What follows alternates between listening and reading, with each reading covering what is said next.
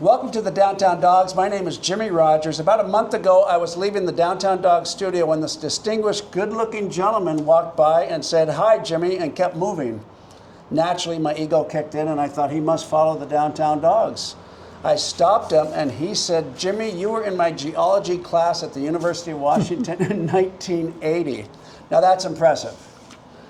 They say Stan Chernicoff has a photographic memory, and after teaching more than 40,000 students, he still remembers faces, names, stories, and moments. If you took rocks for jocks at the University of Washington, there's a pretty good chance you were taught by Professor Stanley Chernicoff." We reconnected again at the Spencer Morona Awareness for CTE, and today I have the honor of sitting down with a man who spent his life making the ground beneath our feet come alive. Professor Stan Chernicoff taught geology to roughly 45,000 students over a 35-year teaching career at the University of Washington and the University of Minnesota. But Stan's impact goes far beyond the classroom.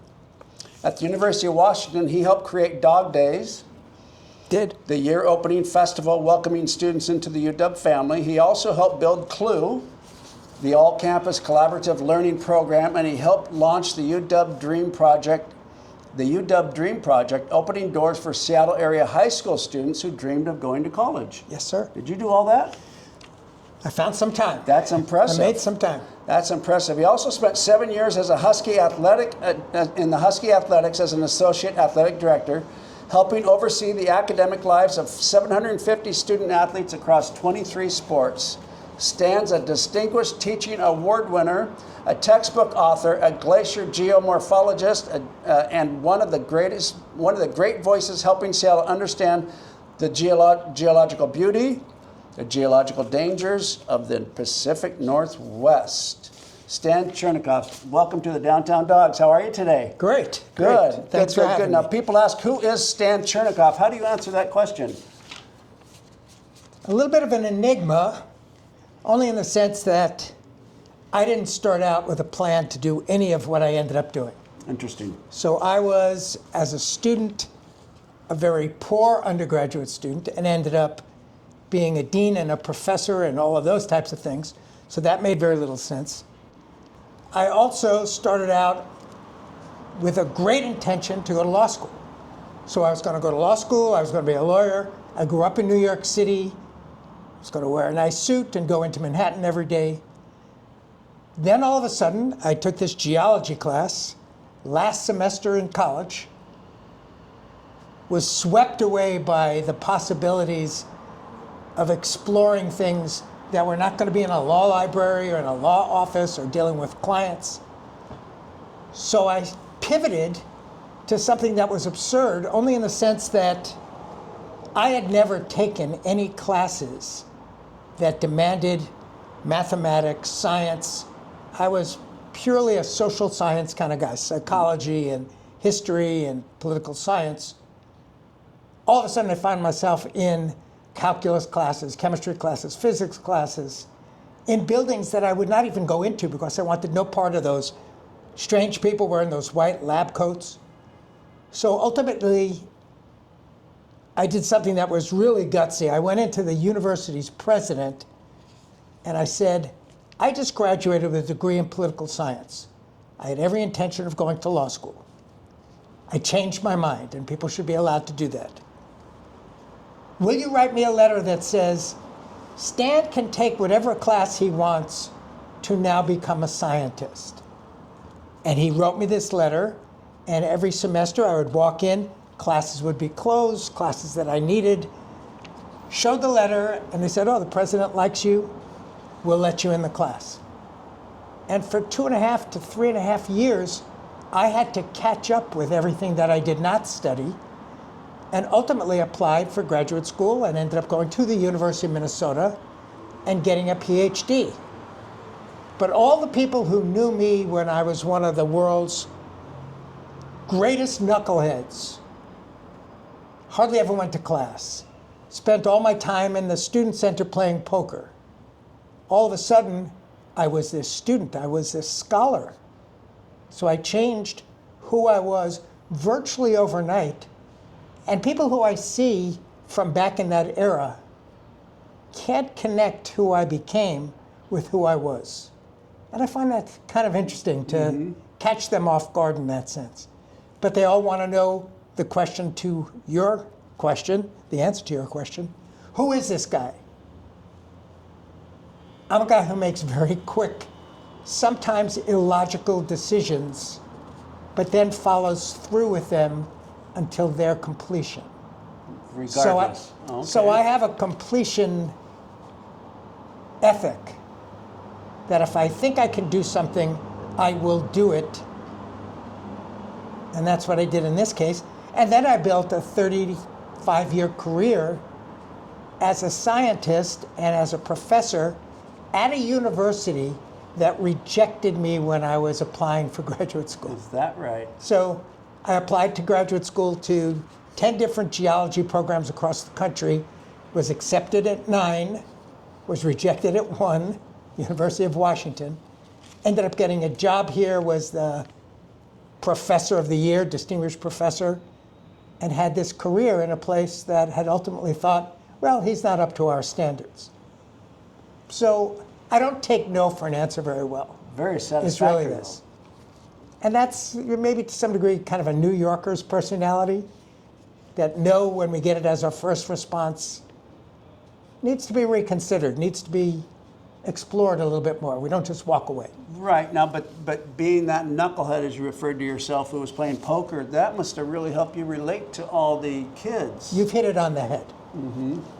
Many of my colleagues, especially in the sciences, at a major research-oriented university, they don't connect all that well with the average undergraduate student. They're spectacular in mentoring PhD students. They're spectacular in garnering the support and writing their papers about the work that they've been doing. But if you stick them in a class with 500 students and a whole bunch of students who'd rather be someplace else, how do we convince you that your education has meaning and that you will enjoy learning what I'm trying to share with you?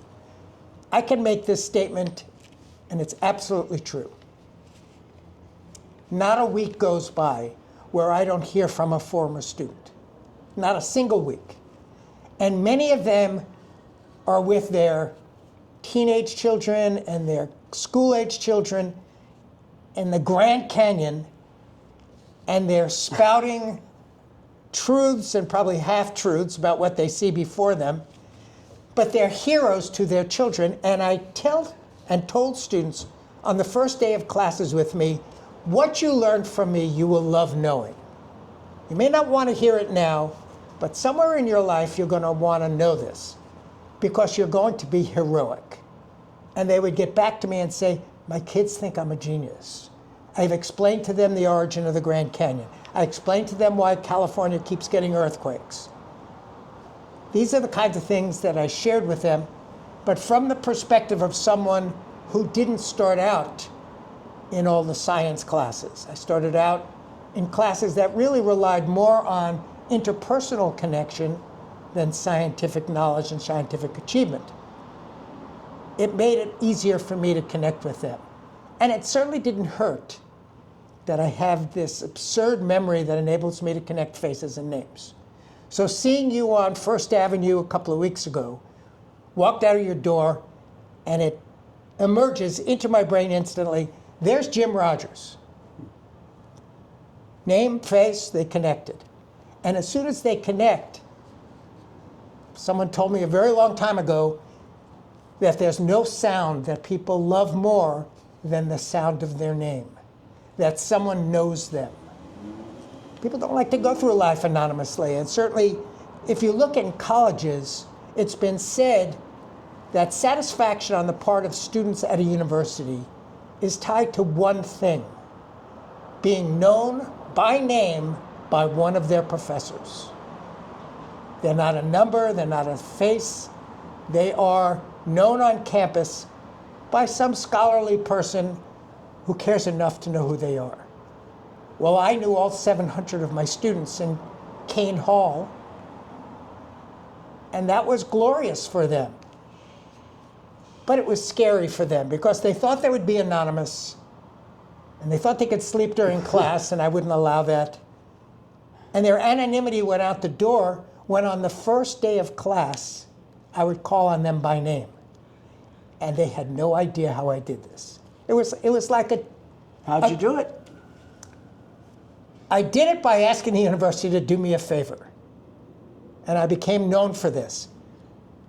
All the professors at the university, before their classes began, received a printout with the faces of all of their students from their students' ID cards.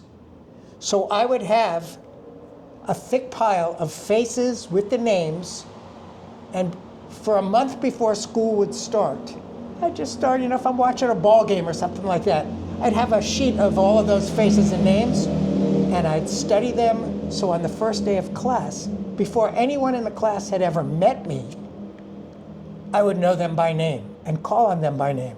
And the look of terror on their face was worth millions. But it got their attention. It got their attention, and it also ensured that they were not going to skip my class. If a student made the mistake of skipping my class, kids get sick, of course, I would not say anything. But if they missed for a week or two, and I'd see them on campus, I'd say, was there a holiday that I didn't get the memo? Right. Is there some reason you didn't have to come to class? Now Rocks for Jocks. How did we get that name? Well, it seemed fairly obvious. People think that the only thing about geology is rocks, but nowadays it's a lot more about climate than it is about rocks. We have to talk about why the seas are rising and why the climate has gotten warmer, and those types of things have nothing to do with rocks. But then when you put the jocks part in, it's the reputation of an introductory geology class that we used to refer to this type of class as a gut. A gut was a class that you could pass with no effort, that you could get a really good grade and maybe help your GPA a little bit without an enormous amount of effort. And the university, in its wisdom, requires that everyone take some science, some humanities, some arts, some history, So that the was general distribution classes. Geology was viewed as the easiest of the classes to take in science. Easier certainly than physics, easier certainly than chemistry or most biology classes. So people would show up because, they look at pretty pictures and we look at mountains and we take them out and go for a hike somewhere and go camping and stuff like that. It's more fun than taking a Sounds physics like fun. a physics test. Mm-hmm. So many of the students who decided to take the class were student athletes. So that's where the jocks came in. A class in science that a student athlete who is more interested in their sport than perhaps interested in their science class could still pass the class, remain eligible, play in a bowl game, and do all of the things that young people would like to do, especially if they're athletically gifted. So it became known as Rocks for Jocks. First day of class, I would ask the students, raise your hand if you're a jock. Raise your hand if you're a University of Washington student athlete. And 9 kids would raise their hand out of 500. So there was a group of football players or women's basketball players, and they were there on scholarship. So they were the only jocks in the class. So I said, well, the name Rocks for Jocks is probably a misnomer. Most of you are not jocks. But who plays sports on the weekend? And who played sports in high school? And then the hands start going up, and then you realize sport is a common denominator. Lots of kids played sport. They continue to enjoy it. They play intramural or somehow. So I said, okay, so most of you are jocks, so let's accept that. But how many of you view yourself as scholars? Raise your hand if you think you're a scholar, not a student. Nobody.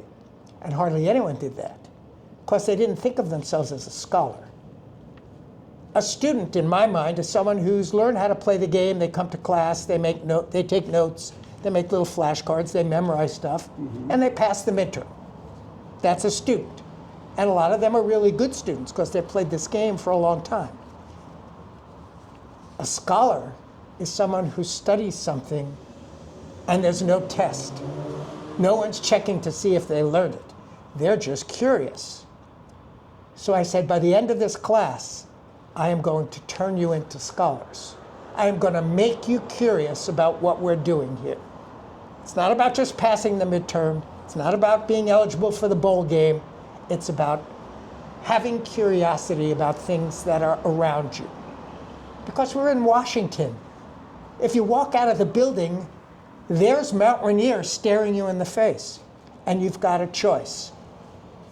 Thinking, wow, that's pretty, or, wow, that's pretty, I wonder how it formed. That's my success, is for you to say at the end of the day, I wonder how that formed. And that's all I want to get out of you in 10 weeks. Well, I won most of those battles. And I continue to win them because when I see people at a Husky game on a Saturday, people will greet me and they'll want to engage in some conversation that has to do with geology, which is really scary because I just want to go watch the ball game, and they want to stop me in the concourse and tell me that they just went someplace on a trip with their family and they wished that I was there with them to share with them what they were seeing. And I said, you didn't need me. I told you that's that fantastic. Stuff. Well, it's time-consuming also? Or? It's time-consuming. It's a little bit of immortality. You know, when you get to my age... Which is what? 77. Oh, you look good.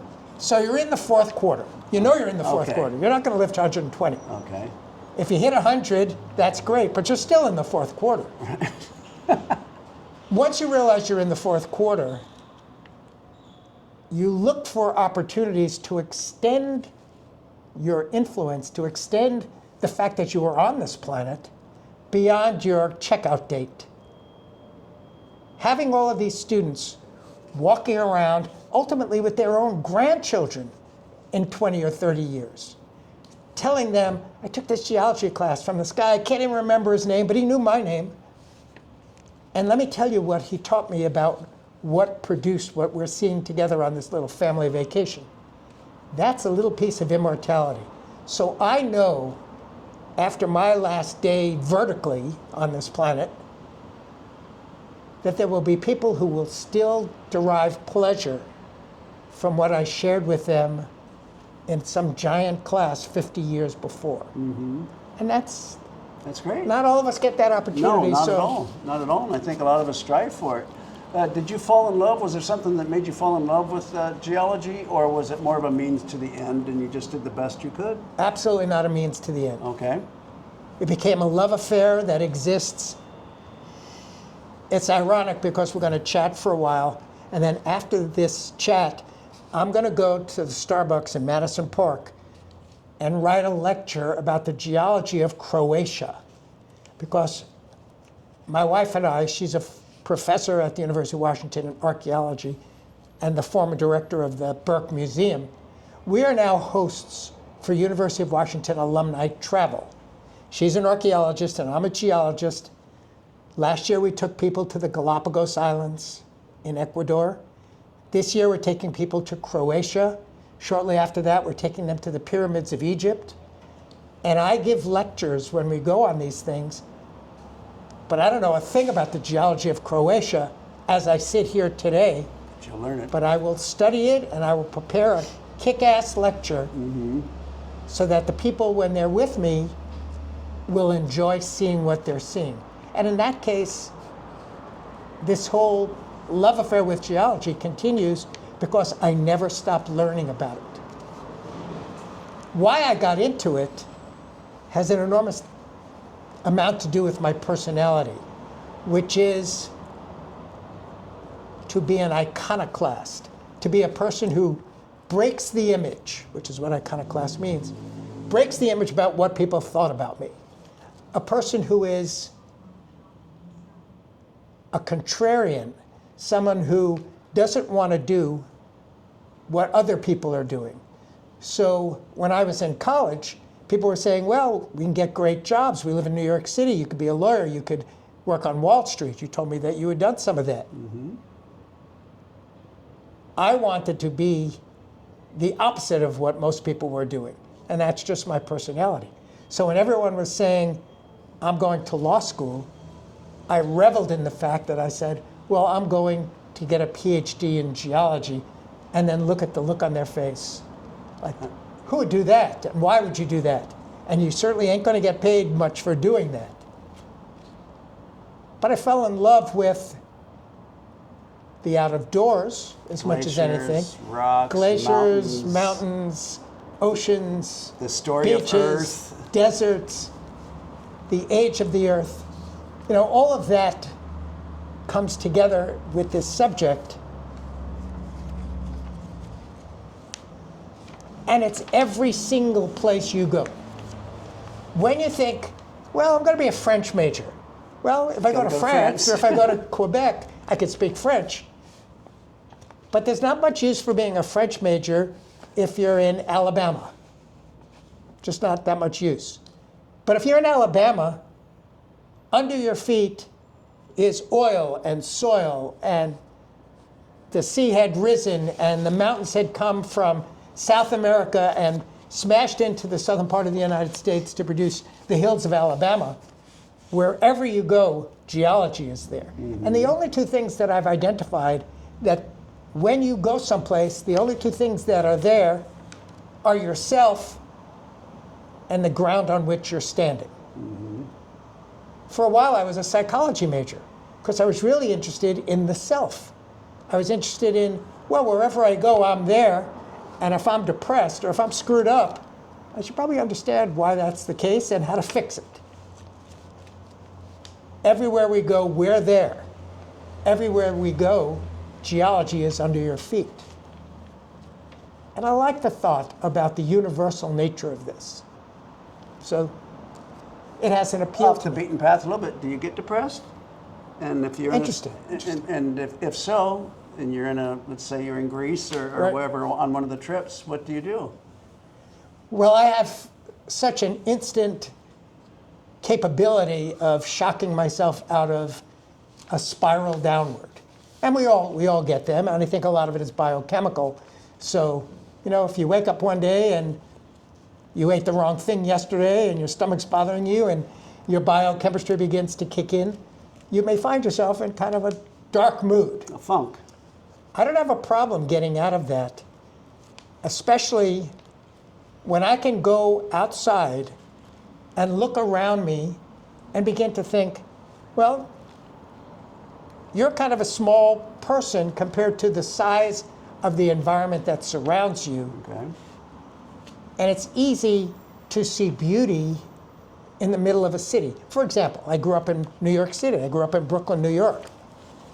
I'll be going back there in 2 weeks. When I was a child, my parents, because of the concrete nature of New York City, would take me to Prospect Park, which was one of the parks created by the Olmsted brothers, who created Central Park, and who created all of Seattle's park system.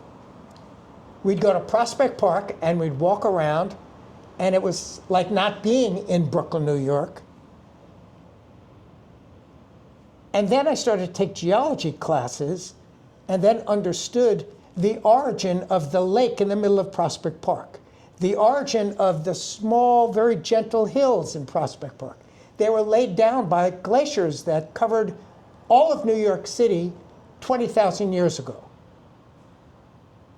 When I am in one of those moods that we all get from time to time, I can just go outdoors, look around and say, let me think not about the things that are bugging me, but let me think about the world that surrounds me and what is its origin? What's its story? Where did it come from? Okay. A lot of psychologists these days and a lot of philosophers these days try to teach us about the concept of mindfulness, living in the moment. It's very difficult to be mindful and live in the moment when you're worried about what happened yesterday, the fight you had with someone, the problems that you might have financially. You've got all these things swirling in your head, and it's very difficult to lay them aside and find peace for a moment, however that comes. So if you go outside and you look at the origin of that lake or that building or that park, and then you basically get the other things out of the way. Is that Because you correct? can't really think of two things at once. Okay. Especially, one of the things is something called mindful walking, and I hate to present myself as an expert on mindfulness, which I am not. But every morning I walk in the Arboretum, which is Okay. near my house. And if I am in one of those moods, then I do something called mindful walking, which means I am just going to look up at the trees and look at their shapes. Well, look at that tree. Look at the height of that tree relative to the height of all those other trees. Look at the shape of that tree. What does that look like to you? What does that resemble to you? And ultimately, when I do that, I can't think of all the things that are pissing me off that day. Right. And I encourage you to just try this sometime. Okay. That you're looking at something and describing it to yourself. And in the process of doing that, it prevents you from thinking about all the things that are really annoying you. So I imagine Seattle's a remedy for, I mean, we've got so much beauty surrounding us, so much to look at, so much to take your thoughts off of your worries. That's why when you asked, do you ever get depressed? Well, of course I get depressed. Everybody gets depressed. We have problems in our personal lives and problems with our family and relationships. But how many of us have an immediate solution to what's bothering us? Not that you've solved the problem. That problem's not going away. That has to be solved by human thinking and human reasoning. But for the moment, for you to take a break from the spiral that sometimes engulfs us, Take a walk. take a walk, look at the trees, look at the shapes of the trees. In my case, Look at the sound. Look at the waterfront. look at and then, in my case, think of where'd Puget Sound come from? What did this world look like on the days that Puget Sound was forming? Once you fill your mind with that sort of stuff, Can you tell us about that? I could tell you, you don't Please have do. enough time. Can you give us a quick version? I can, and it's quite interesting. I mean, you living on First Avenue is relevant because my wife is on the board of the Friends of the Waterfront. So she has been responsible for the creation of the new waterfront park, which you must engage in periodically. It's only 2 blocks away from here. She and I have together led 50 different tours of people who either are visiting Seattle, donors who are giving money to the building of that program.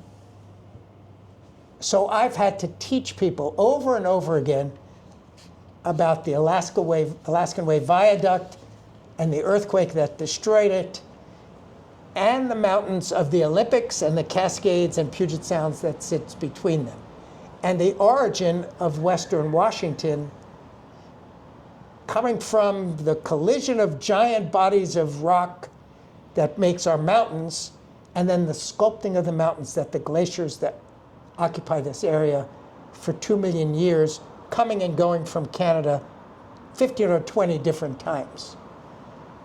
And I can teach an entire class in geology standing 2 blocks from here, looking at Puget Sound, looking at the Olympic,